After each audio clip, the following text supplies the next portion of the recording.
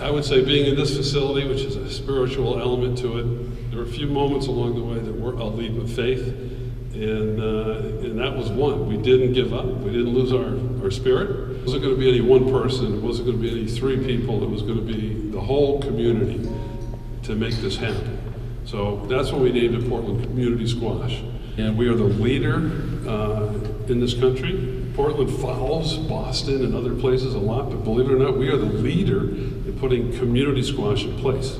We're here. We actually have a home. When you embark on a project like this, there are times when it seems ridiculously impossible and so far out of reach that when it actually comes true, I hope I never get tired of seeing this in the eyes of disbelief that it actually happened. Turns to me and says, "You really ought to Google this term, wraparound services." I said, "What's wraparound services?" "Well, we've got a great thing like squash and kids coming in the building. What else can we give them?" So that was part of the inspiration between so vehemently pushing the academics and the wellness and the mentor programs and hopefully music as well here. So these wraparound services so that this can be a facility where kids find their passion. Not every kid cares about squash. I hate to break it to you, members.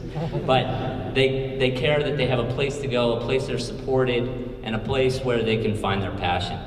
It doesn't take one program to help a kid make the path from middle school to college.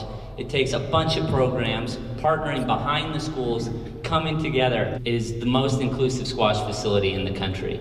It's a mixed-use model that brings together our adult members, school squash and urban squash together under one roof as one community. I'm gonna say, if you know students that are first-generation college seekers, this is a demographic we really want to bring into our community.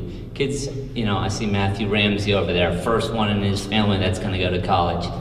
These kids are really important to making our community whole. So adults in the community, spread the word. We have 50 students in our program. We have capacity for 120, and 60 of those are full scholarship positions.